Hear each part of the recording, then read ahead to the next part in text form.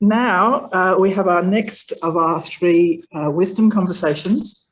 And if you were online this morning, you heard me say that one of the Women's Climate Congress value statements is "We, a web of women, seek and support wisdom for the common good." And so we've called these three sessions over the course of the day wisdom conversations. And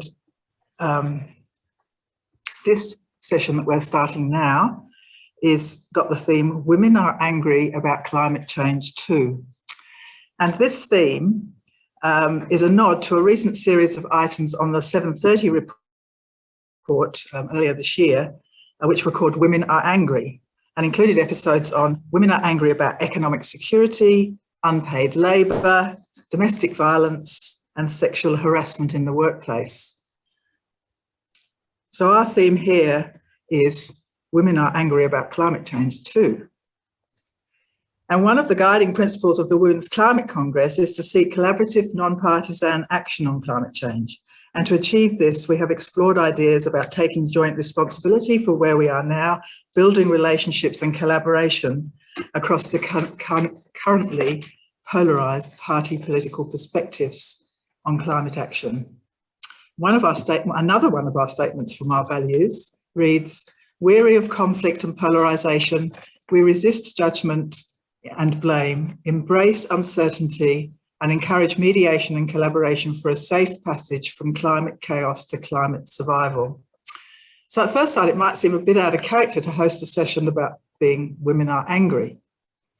However, anger and outrage is an important part of our emotional landscape. So this session explores how expression of our anger and outrage can sit alongside the Congress vision to promote collaboration and nonpartisan action on climate change. Can these feelings that we hold be held authentically and with a sense of accountability and empathy and kindness to find a new balance in our systems and a collaborative way forward? And once again, after our marvellous conversation this morning, we have another amazing circle of women for this conversation. Each brings quite a different background and perspectives to connecting and communicating these feelings through journalism, through academic study and writing, through art, and through youth activism. So I will introduce them each very briefly, and Paul is going to spotlight them so that they come on the screen with me, I think. And their full bios are on the website, so I'm just giving a bit of a potted version here. Angela Priestley is the co-founder of Agenda Media, publisher of daily news platform Women's Agenda and Women's Health News. And she's the founding editor of Women's Agenda. And she's also the advisor for the Arise Fund at ActionAid, supporting women's leadership following climate-related emergencies across the world. Janet Lawrence is one of Australia's leading contemporary artists, exhibiting nationally and internationally across photography, sculpture, video, and installation. Janet explores the deep interconnection of life forms and ecologies. Her work has been part of several major international environmental conferences. Most recently, it was included in an art exhibition called Biocenosis 21, an international exhibition of contemporary art within the International Union for the Conservation of Nature World Conservation Congress in Marseille, France. Professor Danielle Selamere is a professor of sociology and social policy at the University of Sydney, deputy director of the Sydney Environment Institute, and lead of the Multi-Species Justice Project. She's written a number of books, and you might have also heard her speaking on Radio National, on the Minefield, and other programs. Her latest book, Summertime, was written in recognition of the critical urgency of conveying the complex conceptual recognition of the multi-species harms of the climate catastrophe in ways that provoke and affect action. Evine Crimmins is a climate justice activist, intersectional feminist, and second-year student at the ANU, studying a double degree in environmental science and politics, philosophy and economics. In 2019, she took a lead organising role in the national and local level School Strike for Climate movement. And in the background with me here, who you'll see a bit later on, I have Kirsten Anker, who's keeping an eye on the chat and will let us know what is coming up when we want to have our Q&A session for 15 minutes or so towards the end. But I'm now actually going to hand over to Angela Priestley. It gives me great pleasure, who is actually going to moderate this session for us. So over to you, Angela. Hi, thank you so much, Janet. Thank you to our panellists and to everyone for joining the conversation today. I'm joining you from Camaragal land in Sydney, and I'd like to start by acknowledging the traditional owners of where I am today, as well as Aboriginal and Torres Strait Islander people from wherever you are joining today. This was and always will be Aboriginal land. Please feel free to share where you are joining if you haven't already throughout the day. I think it's great to hear where people are and what they're up to, what's going on in the background to keep the chat going, and also to share their own thoughts and feelings about the conversation, about what we're discussing here in this overall conversation. So as Janet mentioned, thank you for the introduction. My name is Angela and I am the publisher of a news media business called Women's Agenda. So we do publish daily news content across politics, business, health, leadership, careers and climate. And importantly on that climate piece, we've been doing that for years, and we also keep it as a section of our publication so to make sure that, there are a few stories going there every week. But I also hold the view that every story is a climate story, and we need more in our media to see it that way, because we can't talk about the gender pay gap, we can't talk about violence against women, we can't talk about women's careers and opportunities without considering the climate implications of all of this. And I think this is particularly important when we look at progress being made and we think, oh, this is great, look at this happening. But we have to remember that we've got some serious implications on that progress being made. And those implications may ultimately, contribute to a widening of the gender pay gap. I mean, we saw that with COVID in the pandemic. Should we then face more climate-related risks in the future?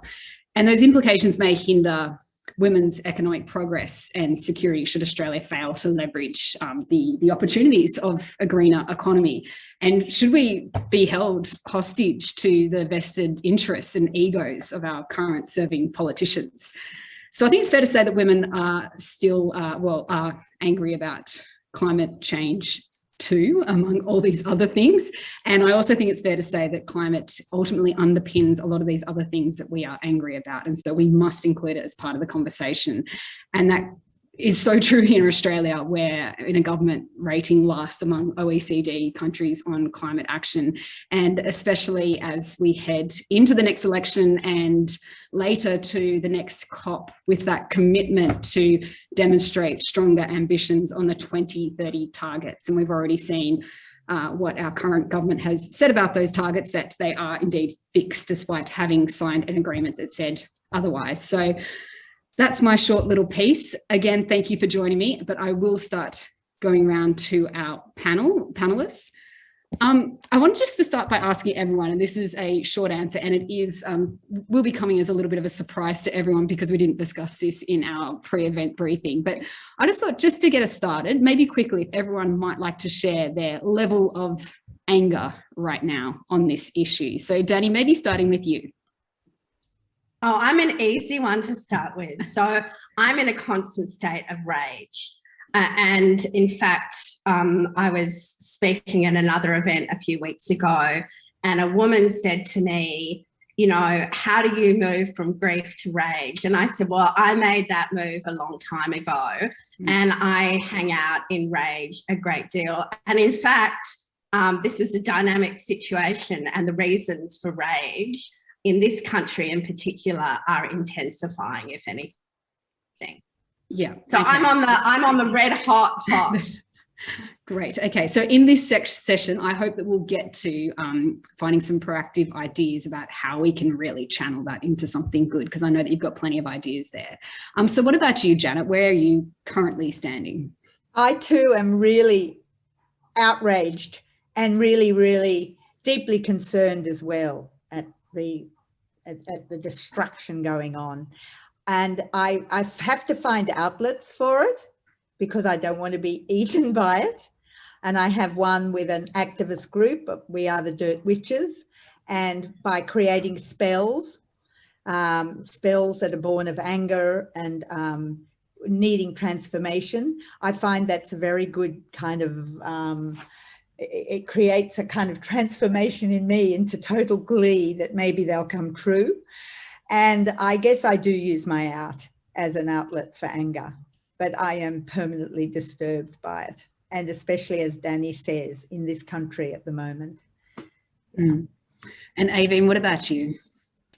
Yes, I too am very, very, very angry, and I don't like to, I guess, identify myself as an angry person. I like to think of myself first and foremost as young and optimistic, but unfortunately, a lot of the time, I don't truly feel like that. I am very angry. I often feel that I just want to lift my head up and scream as loud as I possibly can and bang my fists against the walls and rip out my hair. And that's like obviously not very pleasant images, but that is how I honestly feel. But I like to think that is a positive thing, because if I wasn't feeling that, then I would be feeling not very much at all. And that for me is worse. I'd rather be feeling the intensity of all of my emotions than have to switch them off just to survive. So yes, very angry, but using that to make the world a better place. Yeah. Okay, so I have to say that I really enjoyed that last couple of minutes, because I feel that we don't really get to the opportunity always to say it like that. So feel free in the chat, everyone, to just say and express their anger right now, because we don't always get that, because we have to spend so much emotional time and energy and so much physical time and energy dealing with other things that we don't always get to express that. So please feel free to share that as well. So Danny, I might go back to you. You talk about being in this constant state of anger. Can I ask, how has that changed over the years, particularly your own experiences?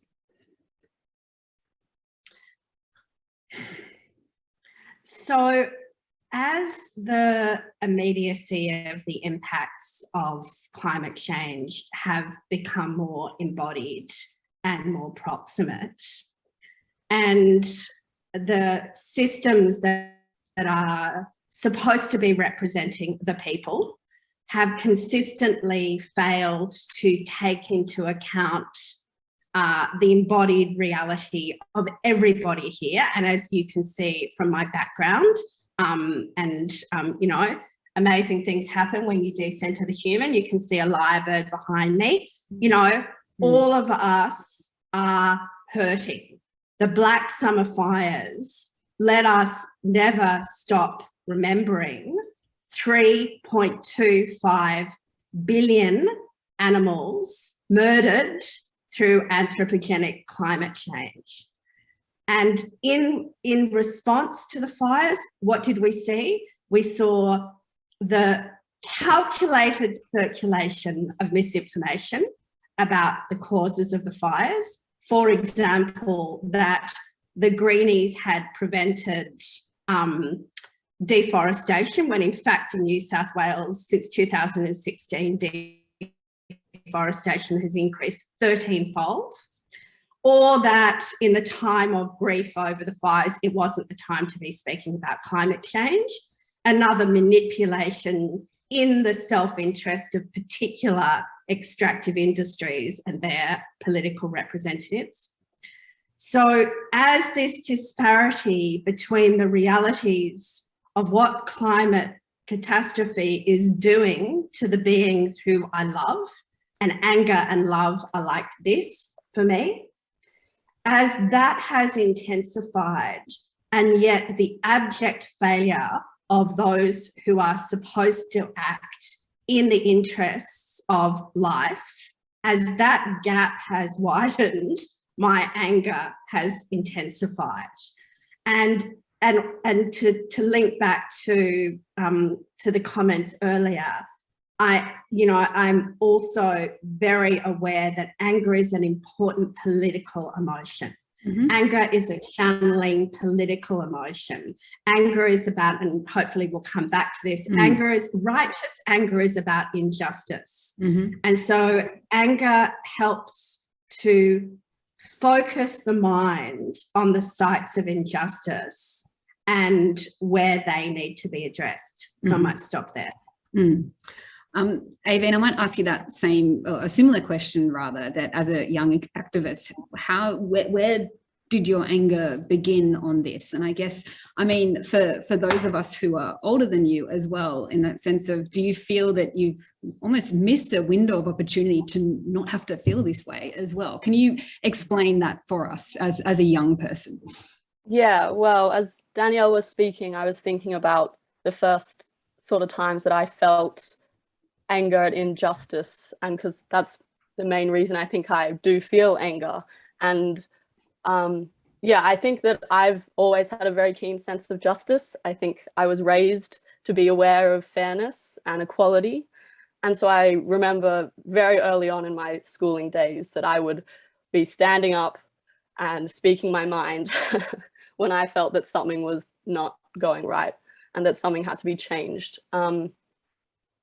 Surprisingly, I think I have a bit of a different story to other young people when I talk about, or I'm asked about, when I first became aware of climate change. We were taught about it in school as a scientific problem, but it was never posed in a political manner. It was always very neutral and distant. It was, this is climate change. It is a scientific phenomenon.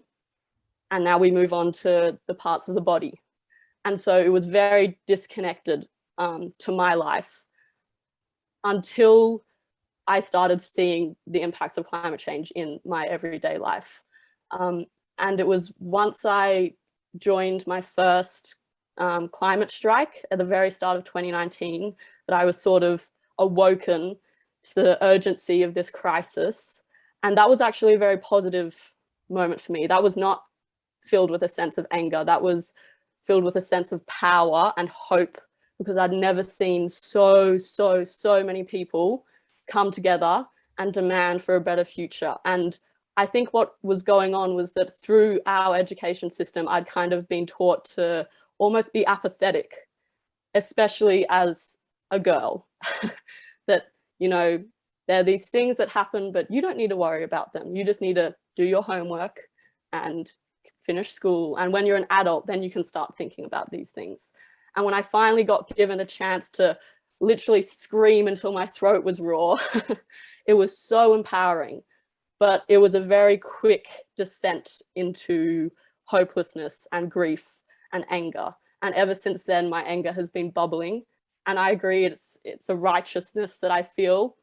And yeah, as I said earlier, it's not a negative feeling. It's a really powerful feeling. And basically, yeah, ever since the start of 2019, I've been bubbling along with that sort of anger. And unfortunately, a lot of the time, I think I slip into hopelessness, as lots of people I'm sure can relate to. And I do definitely feel that I've had to mature very quick, as I think a lot of young people feel. The world is changing so quickly. It's so hard to keep track of where I'm going to be in just a few years, because everything is changing so quickly. And that does make me feel sad. But at the end of the day, I keep myself going by remembering that because everything is changing so quickly, and because we must continue to keep pace with this change if we are to make things better, that is a huge opportunity. And that is what I hold on to. So yes, I do feel that I have had some parts of my youth robbed from me, but that is outweighed by my hope for a better future. Okay, as you were talking, and I couldn't stop thinking about my sons, who are a lot younger than you, who are in primary school, but even when I think about what they bring home from school in terms of their understanding of this subject, and I hear my eldest son talk about, you know, wanting to study this and that so he can go out and help solve climate change. I was like, there's nothing that we don't need. We actually know how to solve this. And then it becomes a completely different conversation, and that's the conversation that they're not getting in school. Exactly. Can I ask you a quick one? You mentioned that 2019 strike. What took you there? Did you go with friends? Did you go with parents or family? I went with friends. I reside on Ngunnawal land, aka Canberra, which is a very progressive place relatively. And so the majority of my school went. And I believe at that gathering in Canberra, we had 5,000 people, and it was mainly school students. And yeah, it was one of the best days of my life, for sure.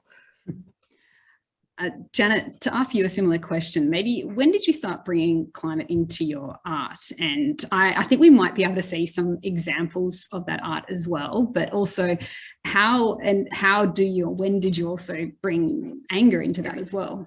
Well, the first big art action I did was in the early 80s, the southeast coast forests that were being felled. And we did an art action, and then 3 of us walked into the forest being told that we would be arrested if we did. And so I really felt that was my great initiation. I was in jail with Bob Brown and John Coburn, the artist, and Mike Parr, the artist. And it was a very determined action. It was very powerful. And strangely enough, in those days, it got on the second page of the Herald.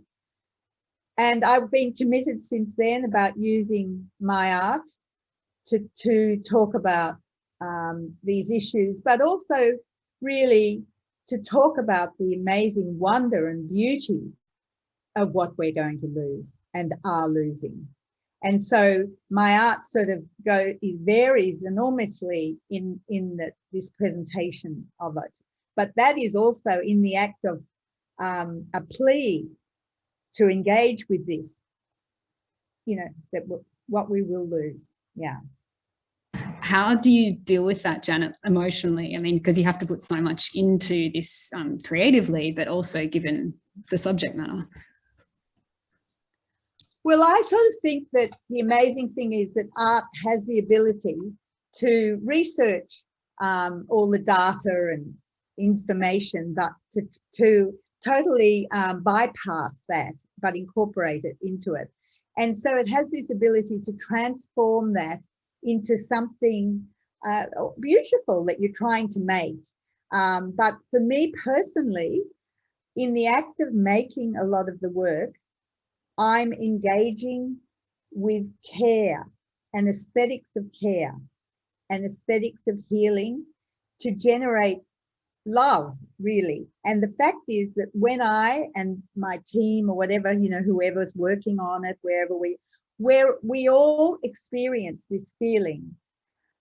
And I mean, we all know that feeling, don't we, of when you give love, that generous feeling that swells inside you. That's the feeling I would love to be generated for viewers in the work as well. So I think that I try and create a space of love in making the work. Even putting a tree on life support, I'm tending to it like a hospital patient. And all my hospitals, every little plant, every little creature in the barrier reef is tended to with incredible attention and love. And it really is quite an amazing experience to work. I'm never happier than when I am locked within the space of making this work. And it is totally, I know it, and my hope is that it can just generate this feeling outside. Danny, to ask you a similar question, but in a different way. I mean, I'm just looking at your book, Summertime, Reflections on a Vanishing Future. Obviously, that's taken a lot of emotional energy as well. What kept you going through that?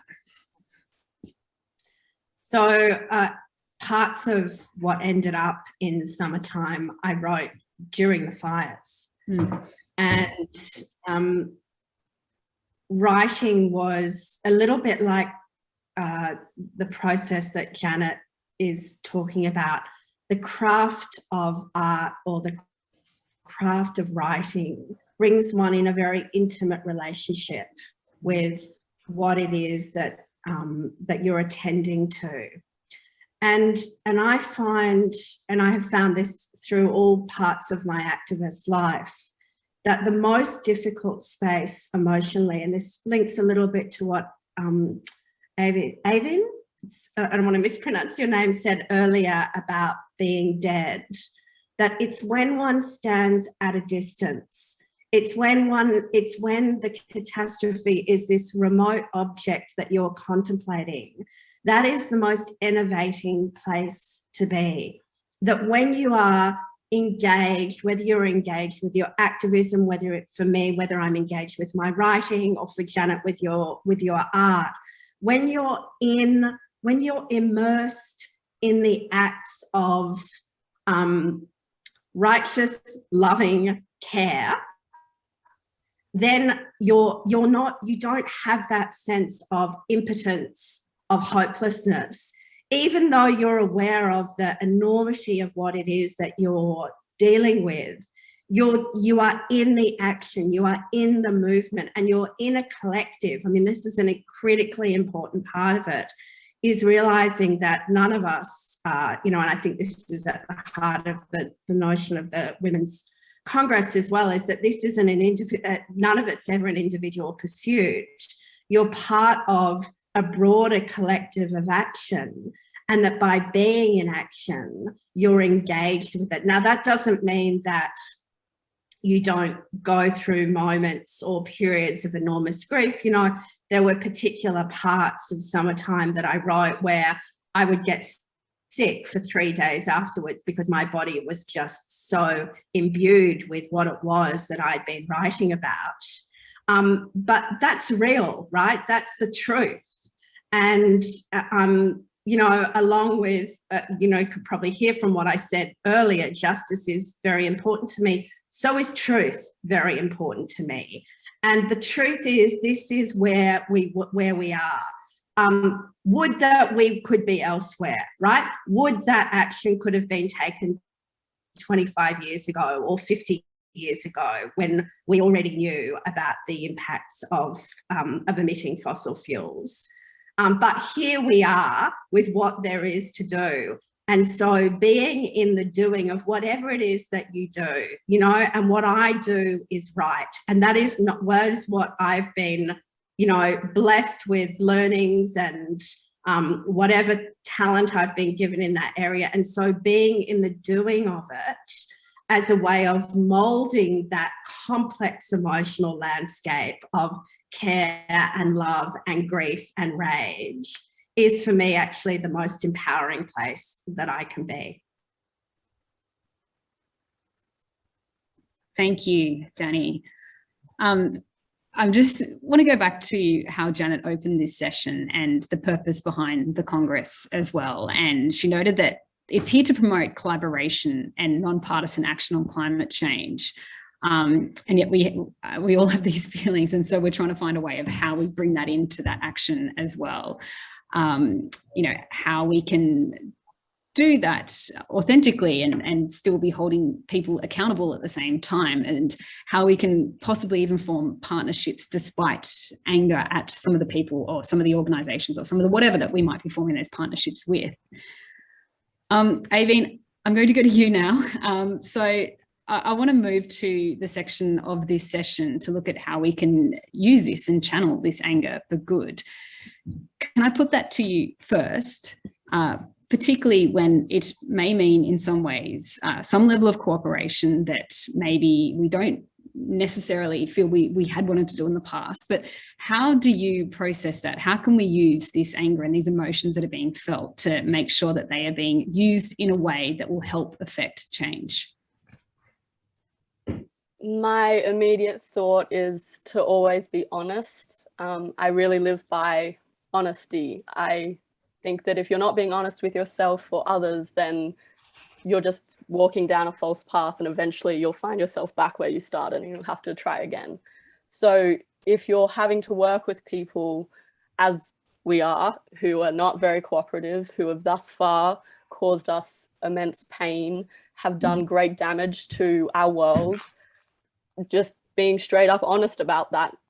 And that's the only way you can initially work towards collaborating later down the track. So that would be, that's always my first port of call. It's just being honest with myself and with others. And when I think about how I deal with my anger, because it is at such a level where as I mentioned at the very start of this session, just want to scream until I can't scream anymore. I think it's about surrounding yourself as best as you can with people who understand and recognize and appreciate your anger and all of your feelings and who can support you. They're the people who you can be vulnerable with and know that that's not going to come at a cost to you. Ideally, we'd, as a society, always be able to be vulnerable with everyone, but as we've all experienced, we're not quite there yet. And so I think it's making sure you have a support system in place so that you can be completely raw, completely open, not have to rationalize, justify your feelings, just to feel them so that you can properly understand them. And that's a really, really safe way to then be able to move forward with, I think we were talking about when we were organizing this, that sort of very cold almost, but precise rage, where it's really almost scarily calm, where we've felt all of the very, very red hot rage, and now we know exactly what we need to do. We know that we are not going to stop until we see something change. And so yeah, it's my two big thoughts, I guess, are being honest with everyone, including yourself, and having a support system in place who can keep you grounded when you're experiencing those really, really intense emotions. Yeah, thank you. Janet, do you have any ideas on that, how to channel these feelings for good and collaboration?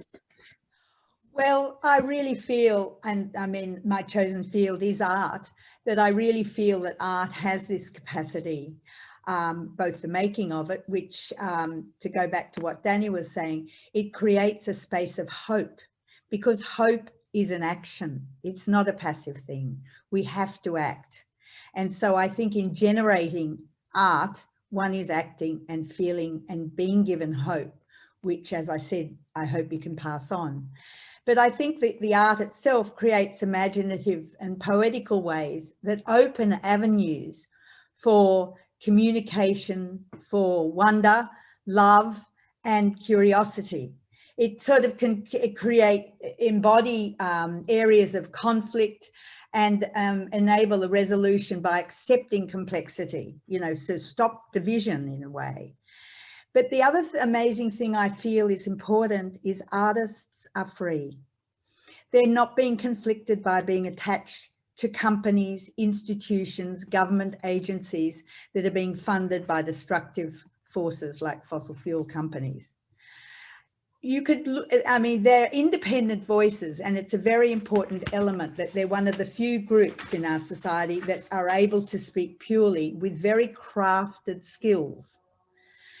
And I feel like you can look now at the moment at what is happening in Europe with a lot of exhibitions of slavery being revealed through old master paintings and through old paintings and through contemporary installations that parallel with them. And look at how artists' actions have been able to change boards and change sponsorships of museums by the work that's exhibited, that exposes things. Because art is really about revealing the invisible and the lost and the vanished. It's about revealing what's underneath. And I myself work with scientists often. I see the things they work with, the things they're not allowed to speak about. One of my first installations ever, the EPA said I wasn't allowed to reveal something about water chemistry on the Olympic side. And I said, but it's only art. And they went, oh, that's okay then. So what you realize is you have this power as an artist to provoke, but in a way that you don't want to alienate, but you want to engage. And that's what I feel is really, really important, because I really believe that art is a language of the soul and the heart, and it can excite, it can cite and open up, as I said, possibilities. And it can be a very shared experience. It creates controversy and conversation, and it is able to really make changes. And so I suppose I would have to say that I do feel empowered by working within it. And I do believe, I mean, of course, a lot of art doesn't even attempt to do that. But I think that, my chosen field, like I'm able to do it to different degrees. But as I said before, I'm really interested in showing it's not purely activist work, it's also really memorializing or showing love for what we're losing and trying to reveal this, I think, is very, very important.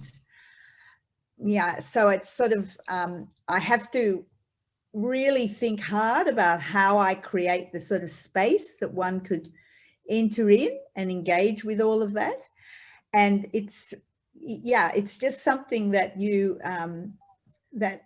you know, it's really about working with feeling, emotions. And I think that's what's really powerful about art, because it's one of the few languages to do that. And I mean across the arts, I mean the arts generally. And it also can deal with, you know, issues that have been lost, the values that have been lost.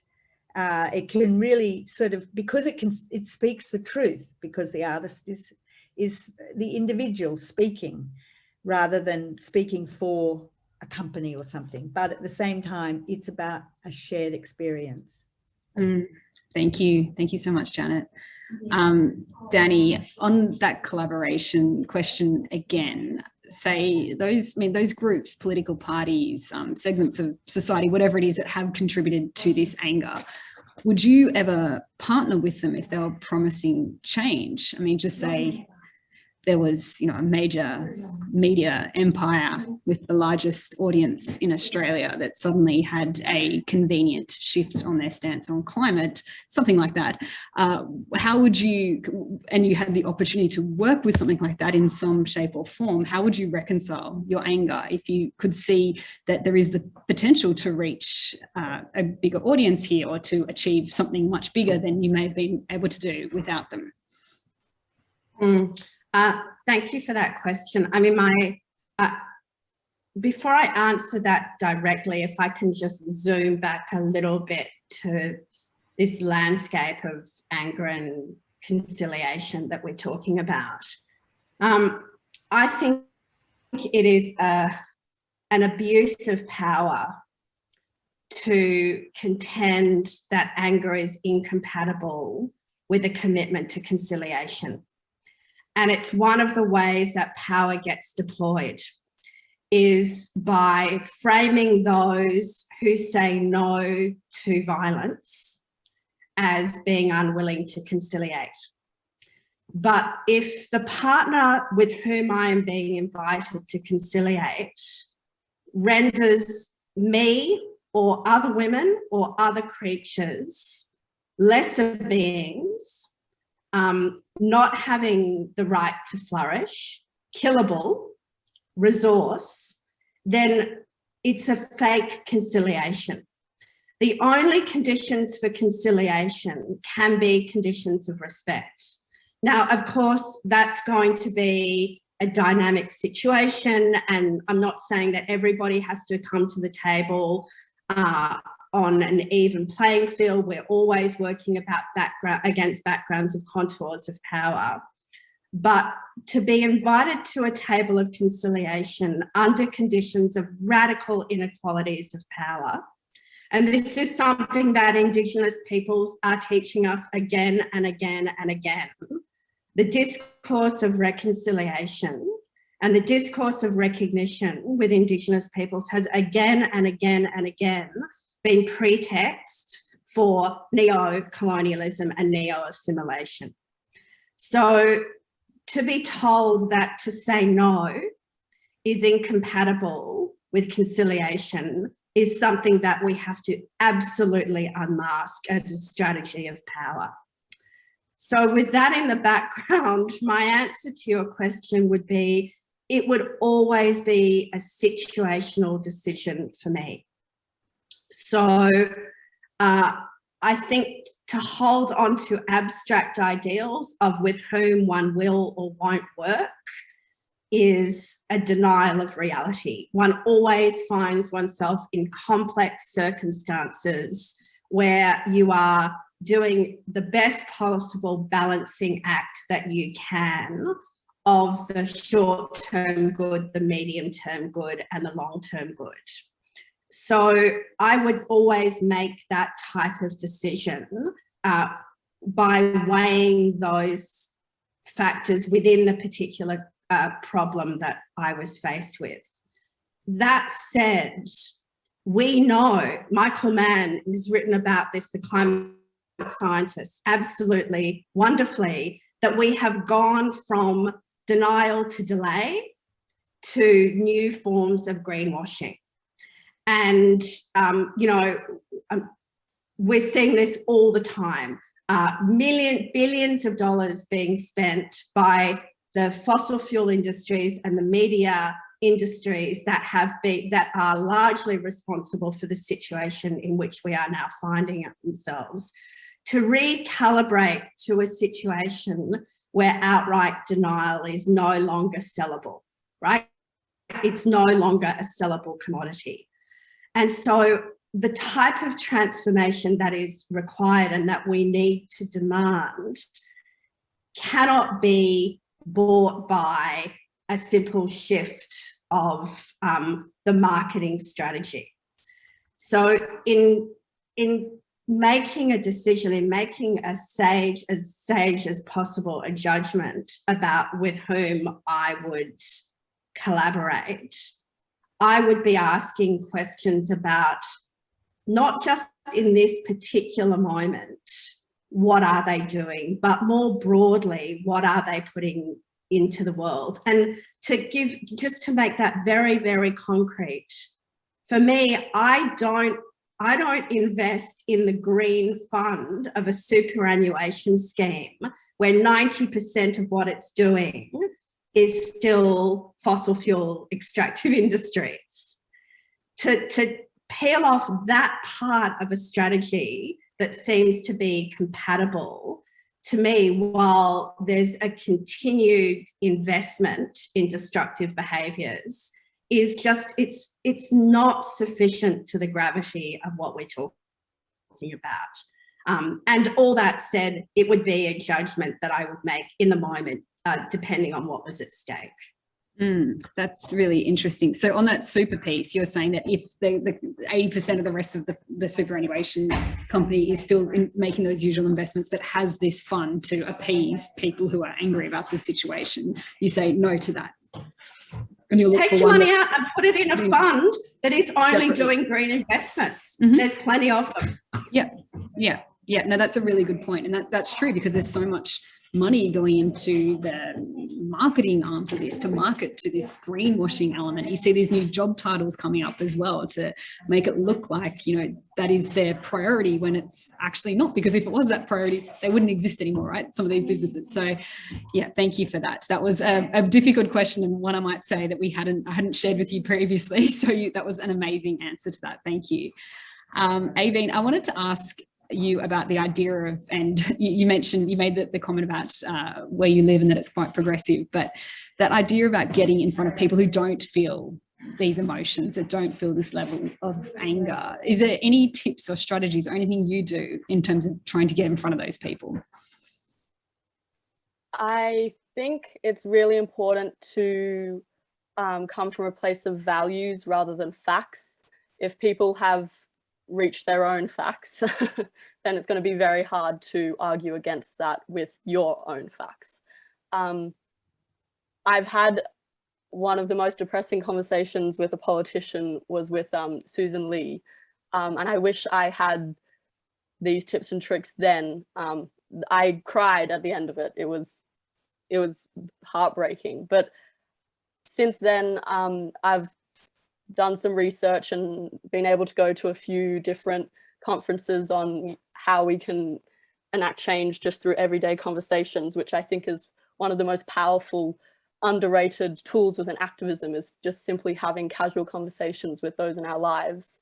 And it's really about connecting to people's values. So family values are a very easy one. Most people have very strong connection to at least a few people in their life. And so it's about asking them about how, what they would want to do to protect those people that they love and care about, and trying to stay away from, as it's very hard. Look, this is just what I've been told and I try to do. I'm going to be completely honest and say it's very, very difficult, but this is what the science shows, and I'm very big on doing and practicing like evidence-backed activism. And so, yeah, connecting to people's values is the first tip, I would say. But if that's too high level thinking and you're just in the moment, once again, honesty is always my first port of call, and just being open and vulnerable. I think it often shocks people when you're vulnerable, because it's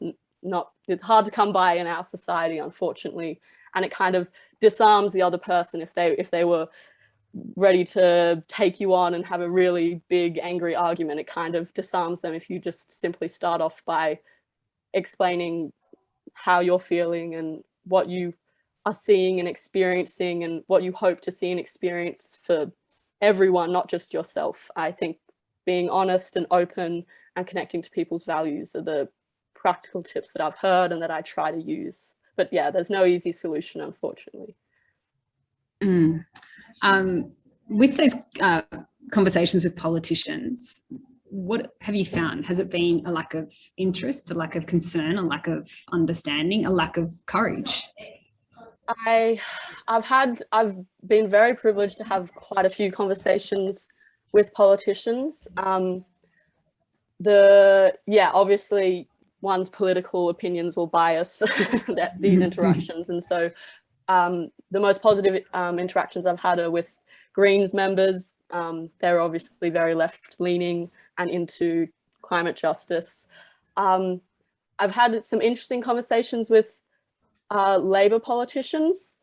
Some of them seem a bit defeated. This was right after the 2019 federal election, so I could understand where they were coming from. But they do have, my local member is Alicia Heath, and she has a lot of hope. So that was a very hopeful conversation, even though I don't agree with her on everything, and I think Labor is not standing up for much at the moment. She did have a lot of hope and was willing to really listen to me and my concerns as one of her constituents. So I think there are some politicians out there who really do believe in their work and that their work can bring about change. And just on that topic, one of the things I always try to say to people is that if obviously we have the science that tells us what we need to do to halt the climate crisis, but in terms of actually putting those measures into action, if we knew how to do that, we would have already done it, right? So people often come to me feeling so defeated and pessimistic. And one of the first things I always say is, if we knew how to fix this, we already would have. And so it's just about trying as many new things and recognizing that the largeness of this situation is actually an opportunity in disguise, because whatever you're interested in, whatever you do, can actually have flow-on impacts to helping fix this problem. And so there's no right or wrong. And it's just about constantly checking in with what you're doing and asking yourself honestly, okay, is this the most effective use of my time?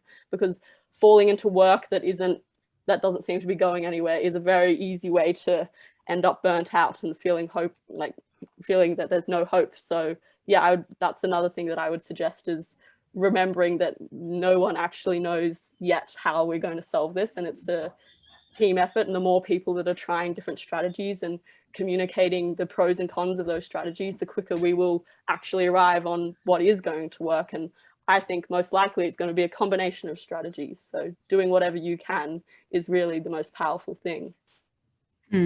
Thank you. Janet, just acknowledging also that we do need to close up in a couple of minutes. I think we might be able to take a question or so from the chat. I've seen one, but if anyone has something pressing, try and put it in there so we can bring it up. Janet, given you've been doing this for a number of years, can I ask, have you seen people turn, I guess, if you don't see their anger at all, and if you feel like maybe they are lacking the interest and possibly the courage or something else? Have you seen them turn? Have you been able to initiate change in them yourself, and any tips there for dealing with those people? Well, actually, I have, funnily enough, in some projects that I've worked with particularly with organisations like Fauna and Flora or something like that. But in some of my exhibitions, first of all, I have a lot of children, school children, who all then start to engage and write essays, and we have endless letters that go to and fro for years, and that's amazing. And also many people have come in and they've been totally unaware. I mean, years and years ago, I had something that had a koala hospital in it, and it was long before we were talking about the koalas, and people had no idea. You know, and what I sort of showed in this show was very, very empathetic, caring love in a koala hospital, and that hospital was only funded by one German tourist. It's now, since the bushfires, it's received enormous funding. But I guess I have felt enormous sway of people. Suddenly they all joined forces and contributed and cared about things like that. When it comes to political front, I'm baffled by politicians. I have no trust for them whatsoever. I don't really try to engage with them at all. They certainly are, the lot we've got now wouldn't even know what art was.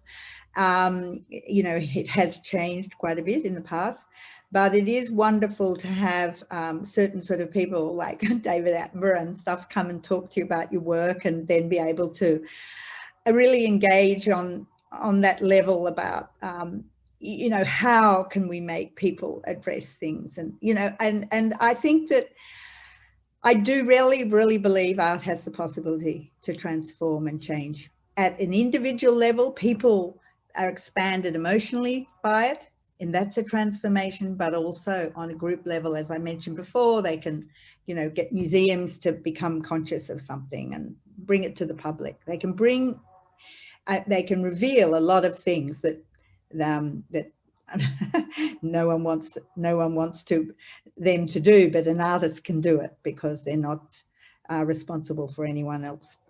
Yeah.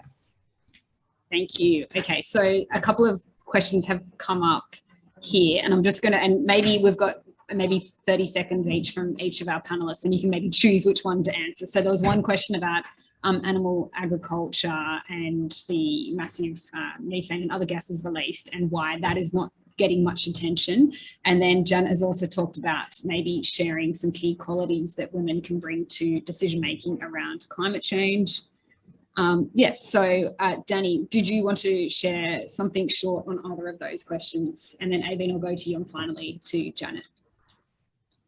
Well, I put in chat, I absolutely agree about animal agriculture. It's a multi-dimensional violence, responsible. I mean, look what's happening in the Amazon, the clearing of the Amazon for cattle ranches. So massively responsible for deforestation, for toxicity of water, for destruction of lands, and of course direct emissions through methane. And let us not forget, these are fellow Earth beings who are living lives where they are brought into life so that they can be tortured and killed. It's not just instrumental with respect to climate change. It's also what type of respect do we have for those with whom we share the planet. So I totally agree, and thank you for bringing up animal agriculture. You know, I think part of the reason that it's not spoken about is because the proportion of greenhouse gases through fossil fuel emissions is larger, but also in this country there's a lot of mythology around the identity of colonial Australia and the farming industry. And so I think we need to look at those myths as well. I've probably done my 30 seconds, so I'll pass over to the others. Okay, thank you, and to you, Aveen.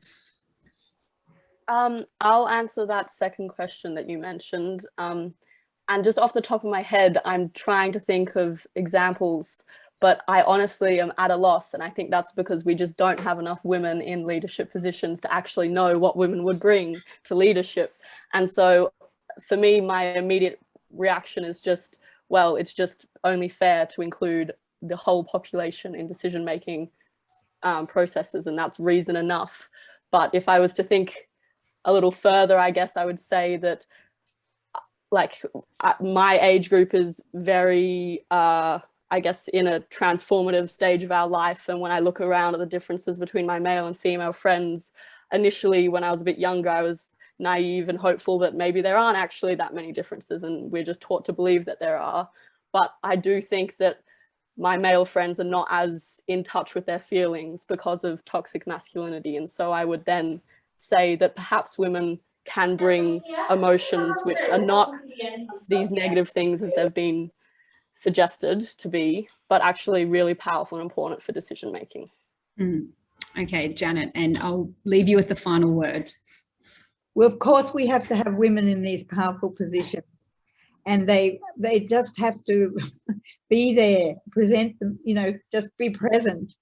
And it's just such a toxic situation at the moment that somehow that there has to be a way of cutting through. As I said before, my dirt witches, we create these spells, and occasionally they we think they're working.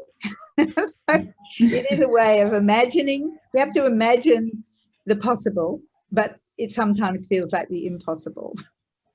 Okay, well, thank you, everybody. And Janet, thank you for putting on an amazing event and bringing all these ideas and people together to have these conversations. So I'll hand back to you.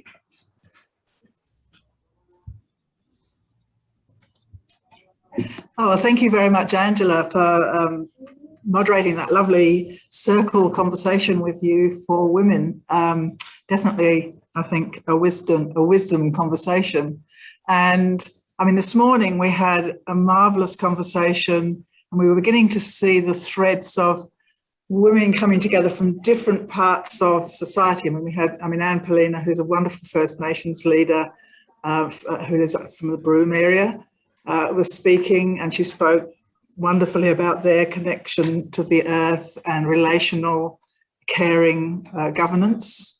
And we also had Alicia Heath, who's been doing some amazing work with Women for Election Australia, empowering and encouraging women to stand for election or to support other women too, not if they don't want to stand themselves, to form a supportive network where more women feel like putting their hands up.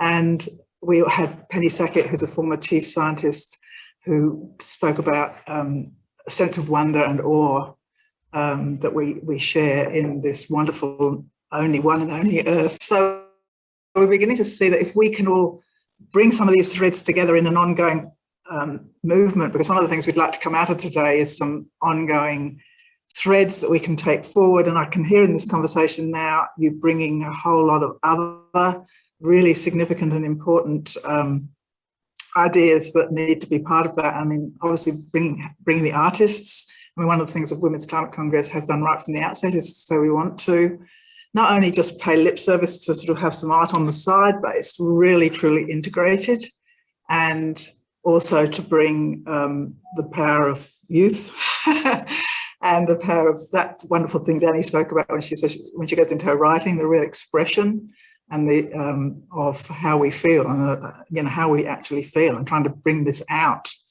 so that we have a feeling democracy and a feeling governance system in Australia. So thank you so much for what you've brought to the conversation this afternoon, Angela, Janet, Danielle and Aveen. It's been marvellous. Thank you. Thank you. Thank you. You're all. So we've been